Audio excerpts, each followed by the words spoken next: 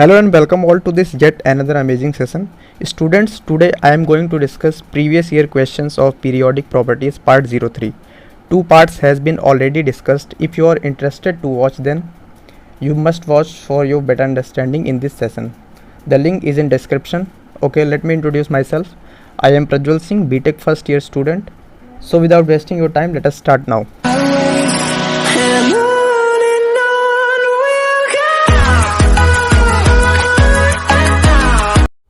So let us start with question number 16.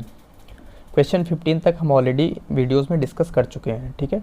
तो question 16 से start करते हैं. The question says given below are two statements, one is labelled as assertion A and the other is labelled as reason R. ठीक है, तो एक assertion दिया है और रीज़न दिया है. ये बिल्कुल फिक्स्ड पैटर्न का क्वेश्चन है, ठीक है. और इससे मतलब हर शिफ्ट में क्वेश्चन आते ही आते हैं, मतलब ये फिक्स पैटर्न का क्वेश्चन है, समझ लो ये पैटर्न. तो इसमें एक असर्शन दिया होता है, मतलब कोई स्टेटमेंट, रीज़न भी एक स्टेटमेंट होता है, ठीक है. इसमें बेसिकली हमको पता क्या करना होता है कि असर्शन जो है दिया है जो ट्रू है या फॉल्स है, और रीज़न जो है ये ट्रू है या फॉल्स है, ठीक है. और तीसरी चीज़ जो आइडेंटिफाई करनी होती है वो ये कि जो रीज़न है वो असर्शन को करेक्टली एक्सप्लेन कर रही है कि नहीं, ठीक है. तो तीन चीज़ें तो देखते हैं असर्शन पहले. तो इन TL-I3 isomorphous to CS-I3 the metal is present in +1 oxidation state. ठीक है, जो TL-I3 कंपाउंड है ये आइसोमॉर्फस है CS-I3 के साथ. ये स्टेटमेंट का ऐसा बोलना है. तो आइसोमॉर्फिज्म का मतलब क्या होता है, दो कंपाउंड आपस में आइसोमॉर्फस कब होते हैं कि जब उनकी जो मॉलिकुलर फार्मूला है जो बिल्कुल डिट्टो सेम होते हैं. जैसे TL-I3 है, CS-I3 है, या बोल सकते हैं कि एलिमेंट्स के ऑक्सीडेशन स्टेट्स जो हैं सेम हो.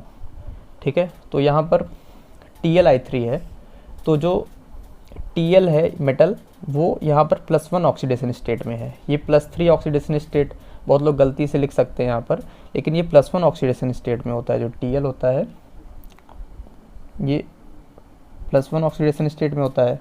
और जो सीजियम होता है ये फर्स्ट ग्रुप का एल्कली मेटल है, तो इसकी ऑक्सीडेशन स्टेट हमेशा कितनी होती है, +1 ऑलवेज. ठीक है, तो ये +1 ऑक्सीडेशन स्टेट है, ठीक. और ये जो I3 है ये कम्प्लीटली I3 माइनस है, I3 माइनस है, ठीक. और जो TL है ये TL +1 स्टेट में है, और जो सीजियम है ये +1 में होता ही है, और ये I3 माइनस, ठीक. इस तरीके से ये है. तो ये दोनों ऑक्सीडेशन स्टेट्स जो मेटल्स की हैं वो सेम है, इसलिए दोनों आइसोमॉर्फस हैं आपस में. ठीक है, तो पहला स्टेटमेंट बिल्कुल सही है. अब TL पे +1 ये ग्रुप 13 का है, जिसमें बोरॉन, गैलियम, एल्यूमिनियम ये सब आते हैं. तो उसमें जो है +3 ऑक्सीडेशन स्टेट भी एक कॉमन ऑक्सीडेशन स्टेट होती है. तो बहुत लोग सोचेंगे कि TL पे भी +3 ऑक्सीडेशन स्टेट होगा, लेकिन TL पे लगता है inert pair effect. Inert pair effect क्या होता है, अभी शॉर्ट में समझ लीजिए कि इनर्ट पेयर इफेक्ट क्या है. कि जो हैवियर मेटल है उस पर लोअर ऑक्सीडेशन स्टेट स्टेबल होता है. अब ग्रुप 13 में +3 ऑक्सीडेशन स्टेट भी शो करते हैं और +1 भी शो करते हैं. ठीक है, तो जो +1 है वो हैवियर मेटल पे ज़्यादा स्टेबल होता है, लाइक TL पे. ठीक है, दैट इज़ वाई यहाँ +1 ऑक्सीडेशन स्टेट स्टेबल होता है. ठीक है, तो यही समझने वाली बात थी. ये आइसोमॉर्फिज्म शो कर रहा है और मेटल जो है +1 ऑक्सीडेशन स्टेट में है, तो असर्शन जो है बिल्कुल ट्रू है. रीज़न देखते हैं. TL metal has 14 F electron in its electronic configuration. ठीक, तो इलेक्ट्रॉनिक कन्फिगरेशन ग्रुप 13 का जनरल इलेक्ट्रॉनिक कन्फिगरेशन जो होता है वो क्या होता है, NH2NP1 where N is the number of cell. ठीक है, तो ये किस पीरियड में आता है, TL जो है 6 पीरियड में आता है, तो इसका कन्फिगरेशन हो जाएगा 6s2 6p1. ठीक है, और इसके पहले तक जो F ऑर्बिटल है वो केवल 4f है. ठीक है, और वो 4f पूरा फिल हो चुका होगा तभी यहाँ तक इलेक्ट्रॉन्स आए हैं. ठीक है, तो 4f में टोटल 14 इलेक्ट्रॉन होंगे. ठीक, तो TL metal has 14 F electron in its electronic configuration. तो ये स्टेटमेंट बिल्कुल सही है. ठीक है, अब ऑप्शन चेक करते हैं. Both assertion and reason are correct but and R is the correct explanation of A. ठीक है, अब ये चीज़ एक्सप्लेन इसको नहीं कर रही है. रीज़न सही है लेकिन ये एक्सप्लेन नहीं कर रहे. अब ये +1 ऑक्सीडेशन स्टेट में है, इसका रीज़न ये थोड़ी है कि इसमें 14 F इलेक्ट्रॉन है इसलिए +1 ऑक्सीडेशन स्टेट में है. ठीक है, तो ये पहला ये तो गलत होगा, फर्स्ट ऑप्शन नहीं करेक्ट है. ए इज़ नॉट करेक्ट, दोनों करेक्ट हैं, तो ये भी गलत हो गया. Both assertion and reason are correct and R is not the correct explanation of A. तो option 3 is correct. I think it is clear. Let's move to the question number 17. The correct order of electron gain enthalpy is, ठीक है, electron gain enthalpy का order पूछा है. Oxygen, sulphur, selenium और tellurium ये जो है 16th ग्रुप में आते हैं. ठीक है, क्या ऑक्सीजन, सल्फर, सेलेनियम, टेलुरियम, ठीक है, ये आते हैं इसमें.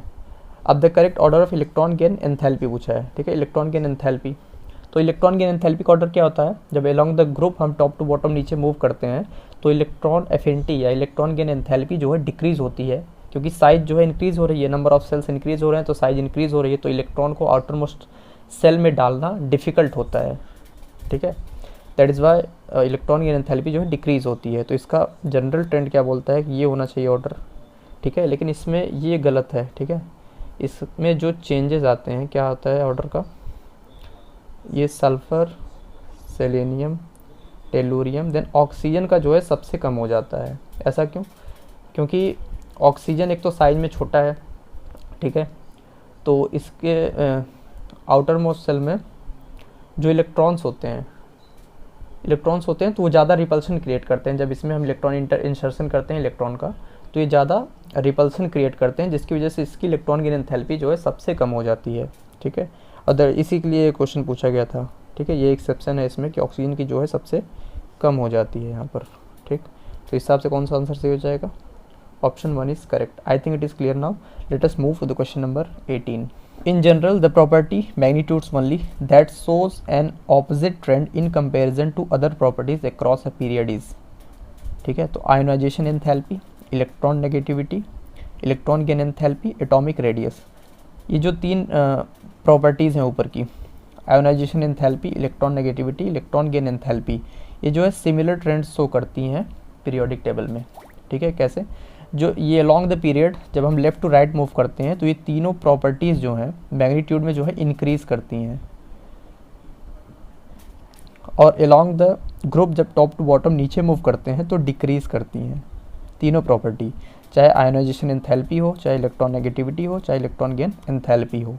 लेकिन जो एटॉमिक रेडियस होता है ये ऑपोजिट ट्रेंड शो करता है. That is why option 4 is the correct answer. ठीक है, जो एटॉमिक रेडियस होता है ये अलॉन्ग द पीरियड डिक्रीज़ करता है, क्योंकि इफेक्टिव न्यूक्लियर चार्ज इंक्रीज़ करता है. ठीक है, और ये अलॉन्ग द ग्रुप जो होता है, नंबर ऑफ सेल्स इंक्रीज़ करते हैं, तो अलॉन्ग द ग्रुप जो है ये इंक्रीज़ करता है. ठीक है, तो ये ऑपोजिट ट्रेंड शो करता है. ये क्वेश्चन पूछा गया था. I hope this is clear now. Let's move to the question number 19. So the question number 19 says 3 elements X, Y and Z are in the third period of the periodic table. The oxides of X, Y and Z respectively are basic, amphoteric, acidic. The correct order of atomic number of X, Y, Z. ठीक है, तो atomic number का order बताना है X, Y, Z element का. और ये किसके हैं? थर्ड पीरियड के. Sodium, magnesium, aluminium, silicon, phosphorus, sulphur etcetera.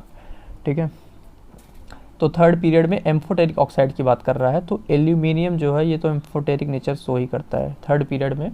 बस एल्यूमिनियम ही ऐसा है जो एम्फोटेरिक नेचर शो करता है. ठीक है, तो एल्यूमिनियम जो है एम्फोटेरिक हो गया. और एम्फोटेरिक कौन सा है इसमें? वाई वाला है. ये वाई हो गया मतलब.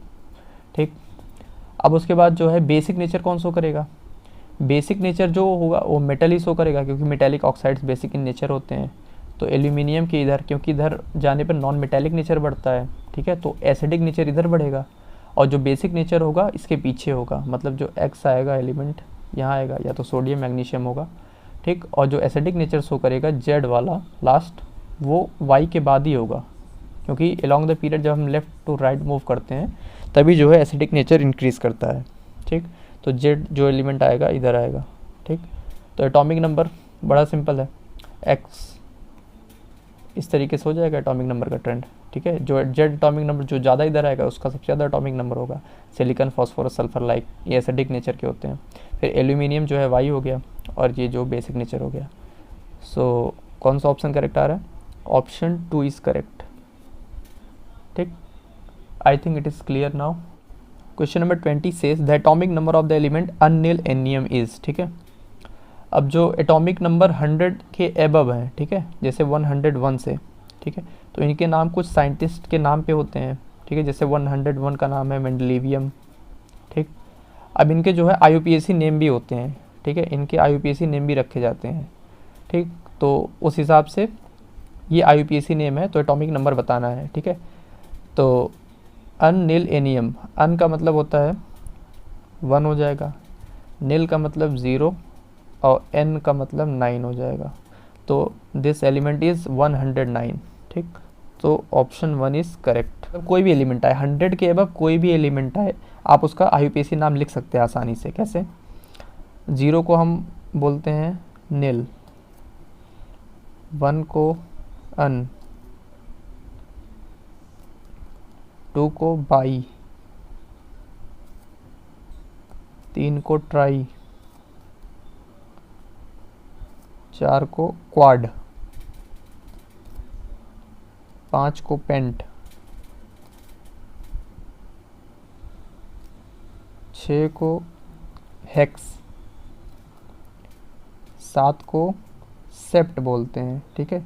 यहाँ लोग गलती करते हैं, इसको हेप्ट लिख देते हैं, ठीक है। ये ऑर्गेनिक नॉमेनक्लेचर नहीं है, ये ऑर्गेनिक कंपाउंड्स का नॉमेनक्लेचर नहीं है, ये इनऑर्गेनिक जो एलिमेंट्स हैं ये इनके नॉमेनक्लेचर हैं, ठीक है। तो इस 7 को जो है सेप्ट बोलते हैं, याद रखना। 8 को जो है ऑक्ट बोलते हैं, 9 को बोलते हैं एन, ठीक है। अब कोई भी एटॉमिक नंबर 100 के ऊपर दे दें, हम इसका नाम बना सकते हैं आसानी से। लेट्स सपोज हमें मान लो 105 का बनाना है, ठीक है। तो 1 का अन हो जाएगा, 0 का नील हो जाएगा, 5 का पेंट हो जाएगा, पेंट, और लास्ट में लगाते हैं IUM, अननील पेंटियम, ठीक है। तो इस तरीके से 100 के अबव कोई भी एटॉमिक नंबर दे आप उसका IUPAC नेमिंग लिख सकते हैं, ठीक है। या फिर IUPAC नेमिंग दिया हो तो उससे एटॉमिक नंबर जज कर सकते हैं, ठीक है। आज का लेक्चर बस यहीं तक, बाकी चीज़ें नेक्स्ट लेक्चर में डिस्कस करेंगे। जाने से पहले वीडियो पसंद आई हो, अच्छी लगी हो, इन्फॉर्मेटिव लगी हो तो डेफिनेटली वीडियो को लाइक करें और इसको शेयर करें अपने फ्रेंड्स के साथ ज़्यादा से ज़्यादा, ताकि मैक्सिमम लोगों को इसका बेनिफिट हो। और इसी तरह के एजुकेशनल वीडियोस के लिए हमारे चैनल को सब्सक्राइब करें, बेल आइकन को प्रेस करें और नोटिफिकेशन को ऑन कर लें, ताकि जब भी मैं फ्यूचर में एजुकेशनल वीडियोस अपलोड करूं तो उसकी नोटिफिकेशन आपको मिलती रहे। Till then, wish you all the very best.